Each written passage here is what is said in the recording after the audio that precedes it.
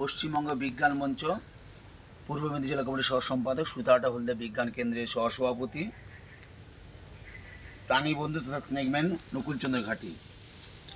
আমার সঙ্গে রয়েছেন হাসপাতালের আমাদের এক দাদা গাজীদা, যিনি ডটটা দেখেন। তিনি আজ সকালে হঠাৎ আমায় ফোন করে যে হাসপাতালের চত্বরের কাছেই যেখানে ওনারা আবার থাকেন তার পাশে একটি ড্রেনের মধ্যে কেউ বা কার একটা ছোট্ট ফুট জাল এড়েছিল, তার মধ্যে সাপ আটকে আছে। আমি খবর পাওয়া মাত্রই আমি বললাম, দাদা আমার পরপর প্রোগ্রাম আছে, সেরে আসবো।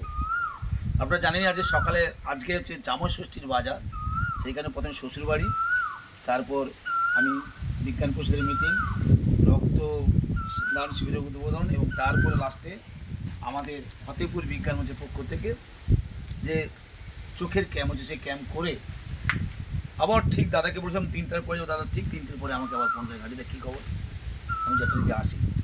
দেখুন সেই সাপটিকে আমি তুলে দেখাচ্ছি। এত বড় সাপ না দেখলে বিশ্বাস হবে না। দেখুন সাপটা এমনভাবে আটকেছে, এই হাতের ধারে যে আটকিয়েছে যে কেউ ভয় পাবে।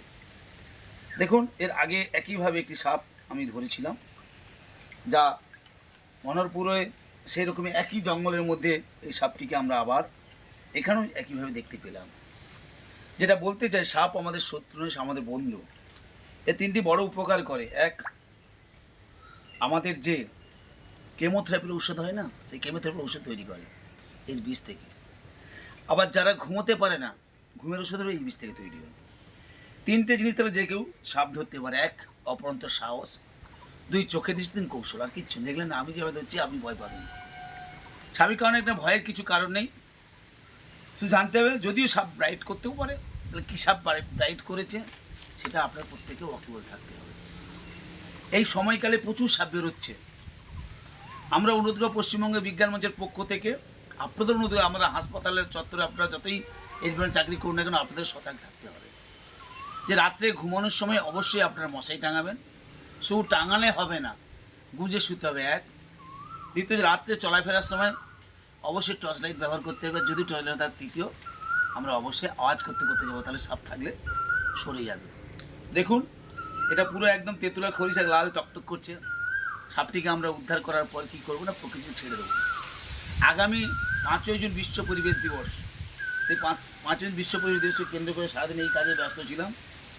প্রকৃতি ভীষণ ক্ষুব্ধ, উত্তপ্ত হয়ে পড়েছে। সেই কারণে এই প্রকৃতিতে আমফান ইয়াসের ফলে অনেক বড় বড় গাছ নষ্ট হয়েছে। তার ফলে কি হয়েছে, এদের বাস্তুচ্যুত হয়েছে, এবং বাস্তুচ্যুতের সঙ্গে সঙ্গে খাদ্যচ্যুত হয়েছে, যার কোনো লোকালয়ে এবং আশেপাশে এরা চলে আসছে। দেখুন আমি সাপটাকে কেমন আস্তে করে ধরছি, এখানে কোনো ভয়ের কিছু নেই। দেখুন ও আস্তে করে আমাকে পোনা তুলছে, এই দেখুন আমি ধরে নিলাম,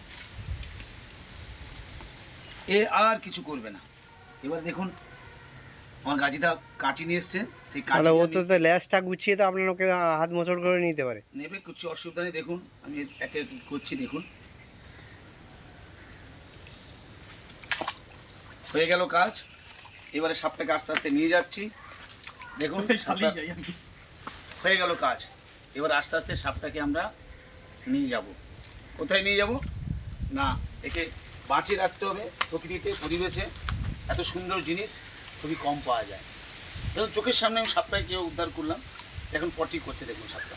যাই হোক, সাপ অতীব সুন্দর প্রাণী, তাই দয়া করে এদের নাম মেরে প্রকৃতিতে ছেড়ে দেবেন।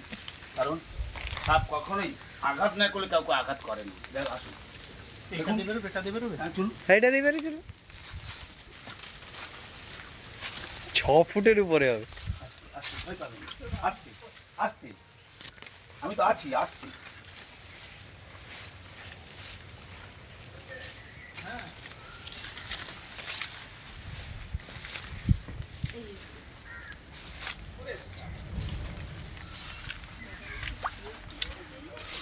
কিরকম অদম্য সাহস দেখুন, হাতে ধরে নিয়ে যাচ্ছেন। দেখুন অদম্য সাহস দেখুন, হাতে মুঠিয়ে নিয়ে চলে যাচ্ছে। আসুন,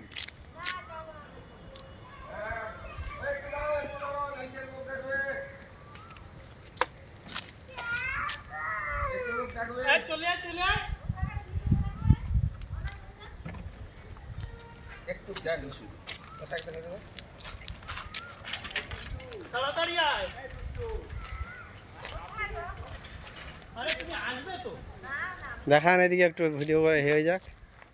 দেখতে পাচ্ছেন প্রায় 6 ফুটেরও বেশি সাপটা। আমরা যারা আমাদেরকে রক্ষা করেন সেই হাসপাতাল চত্বরের মধ্যেই সাপ প্রবেশ করে গেছে। তো দয়া করে আমি আপনাদেরকে অনুরোধ করব, সাপ দেখলে না মেরে প্রাকৃতিক সৌন্দর্য রক্ষা করে যে সাপ এই সাপ আবার এরা আমাদের বন্যার আগে জান দিয়ে দেয়, এরা ওখান থেকে সরে যায়। যাই হোক, আজকে সকালে এখনই আবার একটি জায়গায় রামপুরে আরেকটি সাপ উদ্ধার করেছি। একই জায়গায় দুটো সাপ থাকছে, ওর মধ্যে আরেকটা রয়েছে। আরেকটা আছে? হ্যাঁ, তো আবার আমি আপনাদের কাছে অনুরোধ করব, সাপ দেখলে মারবেন না। সাপ প্রাকৃতিক ভারসাম্য রক্ষা করে। সাপ অতীব সুন্দর প্রাণী। 3টে জিনিস তাহলে যে কেউ সাপ ধরতে পারে। 1 আয় বাবা চলে। অফুরন্ত সাহস, 2 চোখে দিচ্ছে, 3 কৌশল। এই 3টে জিনিস যে কেউ সাপ ধরতে পারে। যেমন আমি দৌড়লাম, আপনারা হেলথের সঙ্গে যুক্ত, আপনারা হাজার হাজার মানুষের মাঝে কিন্তু এটা থেকে ভয় পাচ্ছেন না, অত